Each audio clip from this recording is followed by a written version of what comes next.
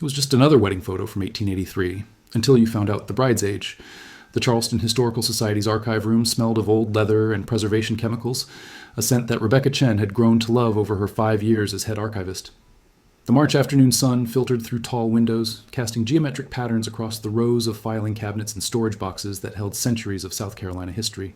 Rebecca was processing a recent estate donation from the former plantation district. Boxes of photographs, letters, and legal documents from families that had once formed Charleston's upper class. Most of the material was standard: business correspondence, property deeds, family portraits. But it was the photographs that always captivated her, these frozen moments that offered glimpses into lives long finished. She carefully unwrapped a large wedding photograph from its protective tissue paper. The image showed a couple posed formally in what appeared to be a well-appointed parlor.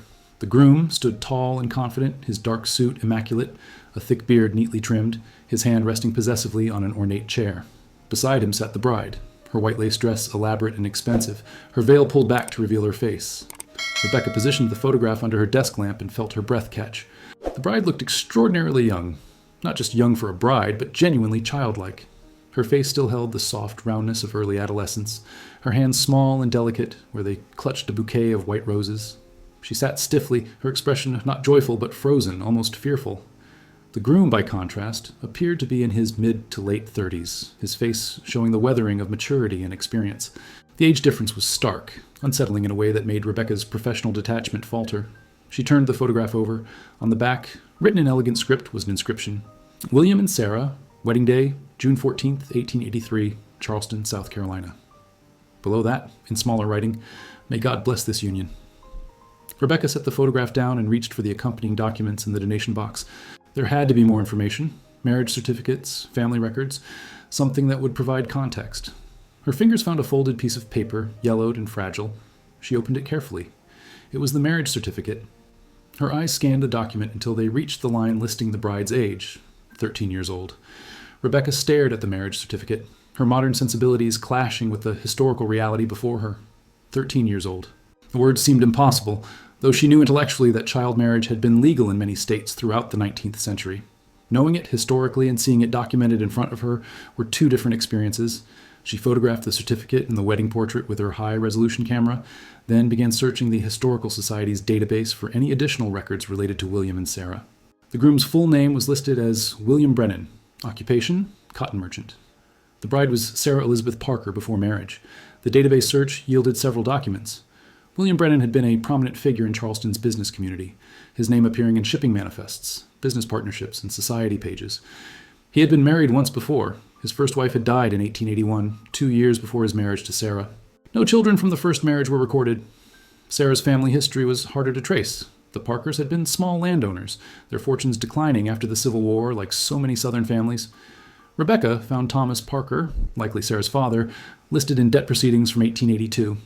He had owed significant money to several Charleston merchants, including William Brennan. Rebecca leaned back in her chair, a disturbing picture forming. A wealthy widower, a family in debt, and a 13-year-old girl. She had studied enough 19th century social history to recognize the pattern. Marriage had often been used as an economic transaction, especially in the South during the difficult Reconstruction period. But understanding it intellectually didn't make it easier to accept emotionally. She pulled up census records. The 1880 census showed Sarah Parker living with her parents and 4 siblings. She would have been 10 years old. By the 1885 census, she was listed as Sarah Brennan, living in William's household with no children yet recorded. She would have been 15. Rebecca continued searching, finding property records that showed William had forgiven Thomas Parker's debts in early 1883, just months before the wedding. The transaction was clear. Sarah had been given to William as payment, her childhood traded for her family's financial survival. As the afternoon faded into evening, Rebecca couldn't stop looking at the wedding photograph. Sarah's face haunted her, that frozen expression that she now understood wasn't shyness or formality, but fear. This child had known what was happening to her, had understood she was being sold, and there had been nothing she could do about it. Rebecca decided she needed to know what happened to Sarah after that wedding day. Did she survive? Did she escape? Did anyone try to help her? Rebecca returned to the estate donation boxes the next morning, searching methodically through every envelope and folder. Near the bottom of the 3rd box, she found a small bundle of letters tied with faded ribbon. The return address on several envelopes showed Mrs. Catherine Parker Miller, Richmond, Virginia. Catherine Parker Miller. Rebecca checked her notes. That was Sarah's older sister who had married and moved to Virginia before Sarah's wedding. The letters were addressed to Catherine from various correspondents, and Rebecca's hands trembled slightly as she untied the ribbon and began reading. The first letter was dated July 1883, just 1 month after Sarah's wedding. It was written in a young, uncertain hand. Dear Catherine, I hope this letter finds you well. I miss you terribly. The house is very large, and I'm often alone. William is kind enough when he is home, but he works very long hours. Mother says I should be grateful for my fine circumstances, but I confess I am lonely. Please write to me soon. Your loving sister, Sarah. The letter's careful politeness couldn't quite hide the loneliness beneath. Rebecca imagined a 13-year-old girl alone in a large house, trying to be the wife of a man nearly 3 times her age, having no idea how to navigate her new role. The next letter, dated October 1883, was more distressing.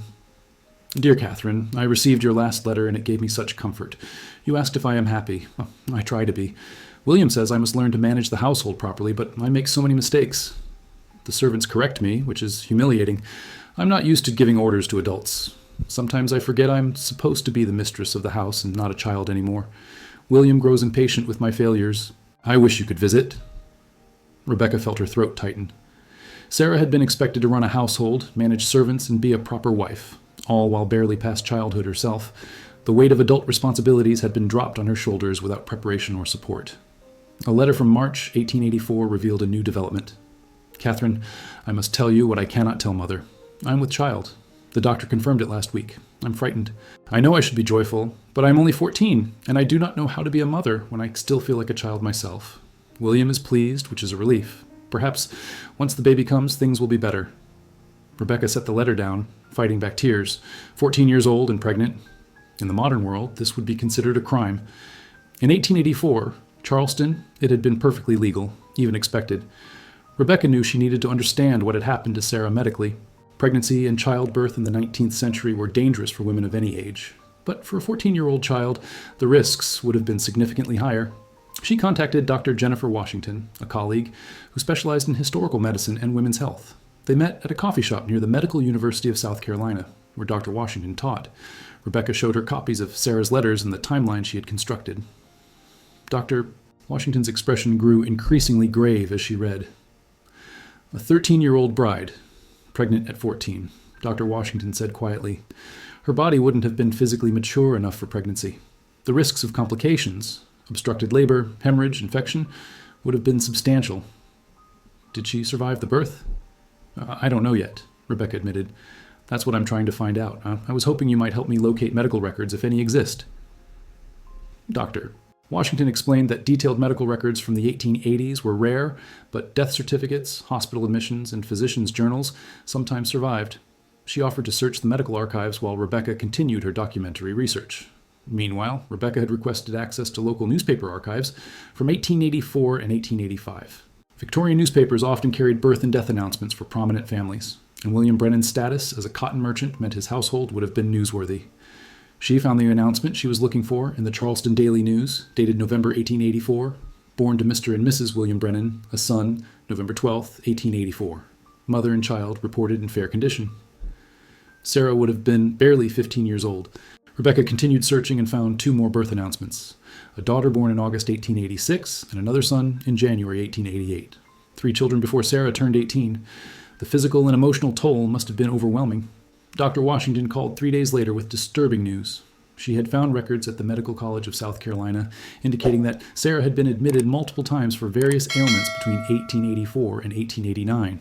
The physician's notes, written in the detached clinical language of the era, described nervous exhaustion, melancholia, and weakness following childbirth.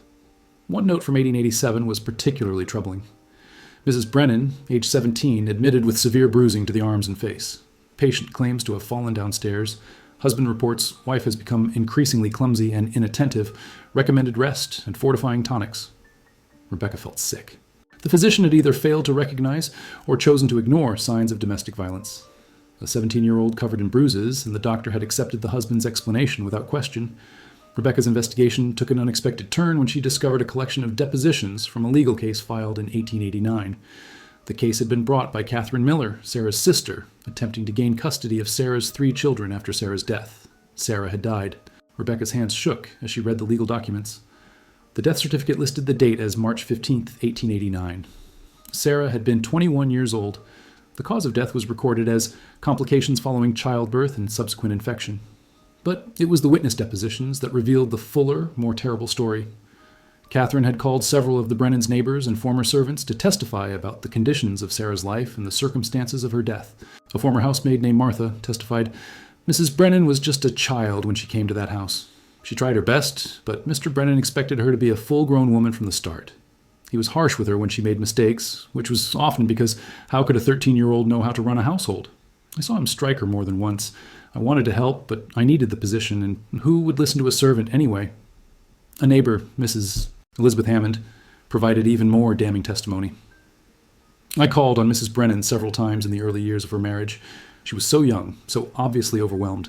After her first child was born, she seemed to age rapidly, not in years, but in spirit. The light went out of her eyes. I invited her to church socials and afternoon teas, but Mr. Brennan rarely permitted her to attend. He said she needed to focus on her household duties and children. By the time she was 19, she looked exhausted beyond her years." The family physician, Dr. Henry Morrison, had also been deposed. His testimony was clinical but revealing. "I attended Mrs. Brennan through 3 pregnancies and childbirths. Each was difficult due to her age and physical immaturity when the pregnancies began. After the 3rd birth in January 1889, she developed childbed fever. I recommended hospital treatment, but Mr. Brennan preferred to keep her at home. By the time I was called back a week later, the infection had progressed too far. She died within days." Rebecca read the testimony multiple times, anger building with each reading. Sarah had needed hospital care, and her husband had refused it. Whether through ignorance, stubbornness, or something darker, William Brennan's decision had directly contributed to his young wife's death. The custody case revealed one final heartbreaking detail. Catherine's petition included a statement from Sarah herself, written shortly before her death and witnessed by Dr. Morrison. In a shaky hand, Sarah had written, "I fear I will not recover from this illness. If I die, I beg that my children be placed in the care of my sister Catherine. She will love them and protect them in ways I was never protected." The custody case documents revealed that Catherine's petition had been denied. Despite the testimony about William's treatment of Sarah, despite Sarah's own written wish, the court had ruled that the children should remain with their father. The judge's opinion stated that a father's natural right to his children cannot be superseded, except in cases of demonstrated moral unfitness. And while Mr. Brennan may have been a stern husband, there is no evidence that he would be an inadequate father. Rebecca traced what happened to Sarah's 3 children through subsequent records. The eldest son, named William after his father, appeared in military records. He had enlisted in the Army at age 16 in 1900 and had died in the Philippines during the Spanish-American War. He had been 17 years old. The daughter, Catherine, named for Sarah's sister, had married at age 15 in 1901 to a man 30 years her senior. The parallel to her mother's life was chilling. Rebecca found Catherine's death certificate from 1910. She had died at age 24, cause of death listed as consumption. She had left behind 4 children. The youngest son, Thomas, had run away from home at age 14 according to a police report filed in 1902. There was no record of him after that. He had simply vanished into history, perhaps escaping the pattern that had destroyed his mother and sister, perhaps meeting some other unfortunate fate. William Brennan had remarried in 1891, just 2 years after Sarah's death. His new wife was 22 years old, nearly the same age Sarah had been when she died. This marriage produced no children, and William himself died in 1905 at age 59. A relatively wealthy and respected member of Charleston society.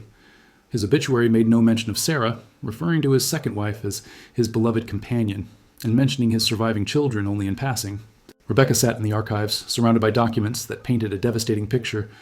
Sarah had been married at 13, pregnant at 14, and dead at 21 after years of what the evidence strongly suggested was abuse and neglect.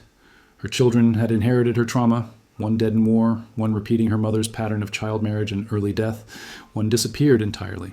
And William Brennan, the man who had essentially purchased a child as his wife, who had impregnated her when she was barely past puberty, who had denied her medical care when she was dying, he had lived comfortably and died respected, his reputation intact. The injustice of it burned in Rebecca's chest. This wasn't just historical curiosity anymore. This was a story that needed to be told, a truth that needed to be acknowledged. Sarah had died voiceless and forgotten, but Rebecca could give her a voice now, more than a century later. To understand how Sarah's tragedy had been allowed to happen, Rebecca needed to understand the legal framework of 1883 South Carolina. She reached out to Professor David Richardson, a legal historian at the University of South Carolina who specialized in 19th century marriage law. They met in his office, surrounded by law books and historical documents. Rebecca explained Sarah's case, and Professor Richardson nodded with grim recognition. "Unfortunately, this story isn't unusual for the period," he said. Child marriage was legal in every state in 1883. South Carolina didn't set a minimum age for marriage with parental consent until 1895, and even then, it was only set at 12 years old. Rebecca felt nauseated. 12 years old was considered old enough to marry? On paper, yes.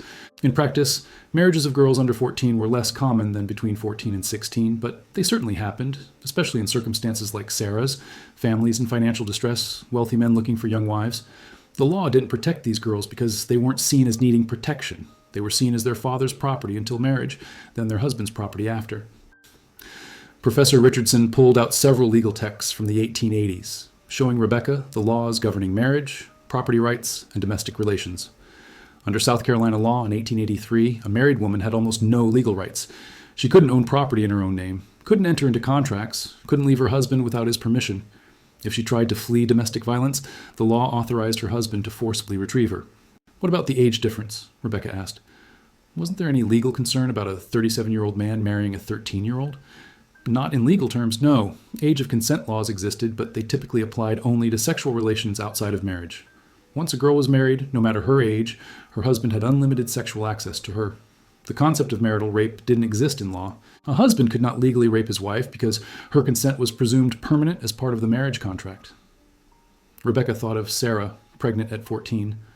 Under the law, there had been nothing wrong with what William had done to her. It had been his legal right.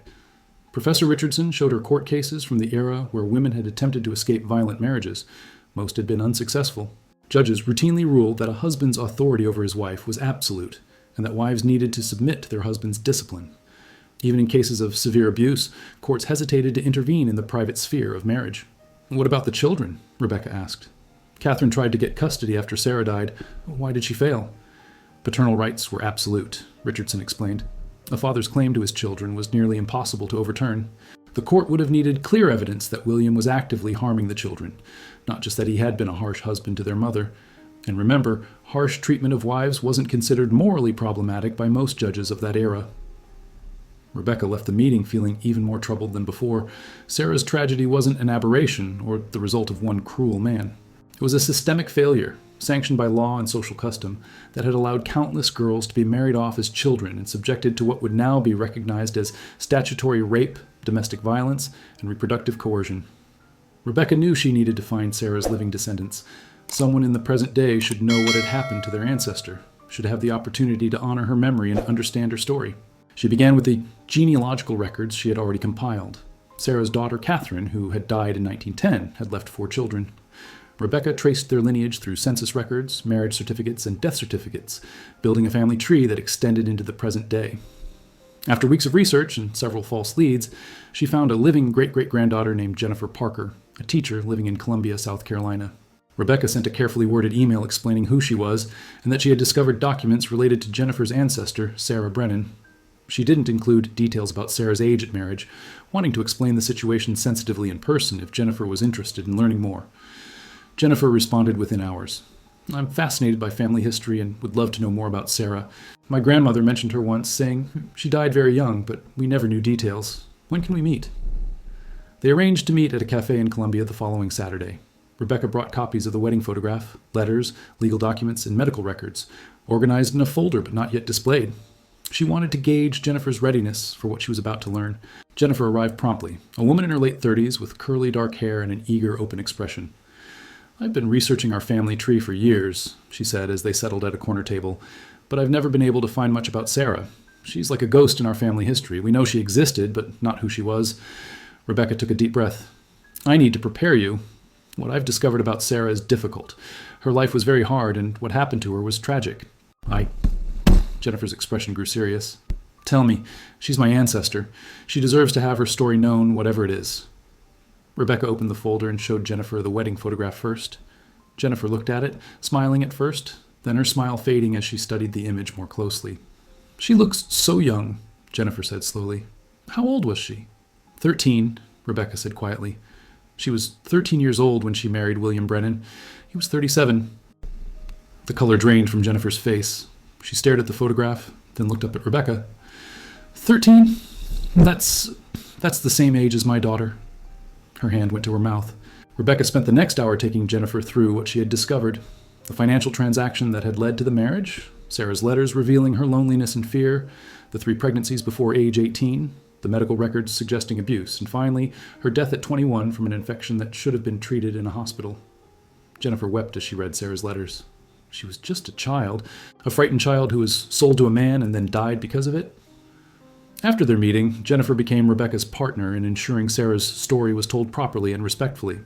Together, they planned how to bring Sarah's experience to public attention in a way that honored her memory while also educating people about the realities of child marriage, both historical and contemporary. Jennifer contacted other descendants from Sarah's line, explaining what had been discovered. Most were shocked and disturbed, having had no idea of the circumstances of Sarah's life and death. Several agreed to participate in creating a memorial project that would ensure Sarah was remembered not just as a name in a family tree, but as a real person whose suffering deserved acknowledgement. Rebecca proposed that the Charleston Historical Society create an exhibition about child marriage in 19th century South Carolina, using Sarah's story as the central case study. The Society's director, initially hesitant about such a difficult topic, was convinced when Jennifer and other descendants agreed to loan family documents and participate in the exhibition's development. The exhibition, titled Stolen Childhood, The Reality of Child Marriage in Victorian Charleston, opened 6 months later. It featured Sarah's wedding photograph prominently, along with her letters, medical records, and legal documents, but it also provided broader context, showing that Sarah's experience, while extreme, was part of a larger pattern of child marriages throughout the South during the Reconstruction era and beyond. Rebecca had researched statistics for the exhibition. In South Carolina between 1880 and 1900, approximately 15% of girls were married before age 16, with some as young as 10 or 11. The practice was most common in families experiencing financial hardship, where daughters were seen as economic burdens that could be converted into advantageous alliances through marriage. The exhibition also included contemporary context. Rebecca had discovered that child marriage was still legal in South Carolina. The minimum age was 16 with parental consent, but judicial approval could allow marriages for younger children in exceptional circumstances. Nationally, thousands of American children were still being married each year in the 2020s. Often in situations involving significant age gaps and pressure from family or religious communities. Jennifer spoke at the exhibition's opening, standing beside the enlarged wedding photograph of her ancestor. Looking at Sarah's face, "I see my own daughter," she said to the assembled crowd. "I see a child who should have been playing, learning, growing, not being forced into marriage and motherhood." Sarah died over 130 years ago. But her story isn't just history. Girls are still being married as children today, still being denied their childhood and their choices. By remembering Sarah, by refusing to let her suffering be forgotten, we honor her, and we commit ourselves to protecting the children who still need protecting. The exhibition drew significant media attention. Local newspapers ran stories about Sarah's case, and several advocacy organizations focused on ending child marriage reached out to use Sarah's story in their educational materials. The photograph that had seemed merely old-fashioned when Rebecca first discovered it had become a powerful symbol of a practice that many people had assumed was purely historical. The exhibition remained at the Charleston Historical Society for 6 months, and during that time, more than 15,000 people visited. Teachers brought school groups, social workers came to better understand historical trauma, and many visitors simply stood before Sarah's wedding photograph, seeing it with new eyes. No longer a quaint Victorian portrait, but evidence of a legal injustice. Rebecca received numerous letters from visitors. Some shared their own family stories of ancestors who had been married as children. Others wrote about contemporary experiences. A woman who had been married at 15 to a man in his 30s, a social worker who had fought to prevent child marriages in immigrant communities, a legislator who vowed to work on raising the minimum marriage age in South Carolina. One letter particularly moved Rebecca. It came from a woman in her 70s who wrote, "My grandmother was married at 13 in 1895, just like Sarah. She never talked about her early life, but I remember her eyes. There was such sadness there. She died when I was young, and I never understood what that sadness meant. Now I do. Thank you for helping me understand her life and for making sure stories like hers are not forgotten." Jennifer worked with child protection advocates to establish the Sarah Brennan Memorial Fund, which supported organizations working to end child marriage both in the United States and internationally. The fund also provided educational resources about the history of child marriage and its continued impact on families and communities. For Rebecca, the investigation had transformed her understanding of her work as an archivist. She had always believed that historical documents were important, but Sarah's case had shown her that they could be powerful tools for justice, not just recording the past, but illuminating it in ways that demanded recognition and change. She continued to research other cases from the Society's archives, finding more stories of young brides, some who had survived and adapted, others who had not. Each story added depth to the understanding of how gender, age, economics, and law had intersected to create systemic vulnerability for girls in the 19th century. The wedding photograph remained on permanent display at the Historical Society. Relocated after the temporary exhibition ended to a gallery focused on women's history. The caption Rebecca wrote for it read, "Sarah Parker Brennan, married at age 13 in 1883, died at age 21 in 1889. This photograph represents both a personal tragedy and a systemic failure. The legal and social structures that permitted children to be married and subjected to adult responsibilities and vulnerabilities they were not prepared to handle. Sarah's story reminds us that the past is not simply distant history, but a foundation for our present, and that we honor those who suffered by working to ensure such suffering is not repeated." Visitors still paused before the photograph, studying Sarah's young face and seeing what they had not seen before, not a bride, but a child. That recognition, Rebecca believed, was essential. As long as people could look at that image and understand what it truly represented, Sarah's experience would not have been entirely in vain. The photograph, with its impossible truth now visible to anyone willing to look closely, continued to do what photographs do best. It preserved a moment in time, held it up for examination, and forced viewers to confront what they might otherwise prefer not to see. Sarah's wedding day, captured in silver and chemistry over a century ago, had become a window into both past injustice and present responsibility, a reminder that every generation must choose whether to perpetuate or challenge the systems that harm the most vulnerable. And in that choice, in that ongoing commitment to protection and justice, Sarah's memory lived on, not just as a victim of her time, but as a call to action for all times that followed.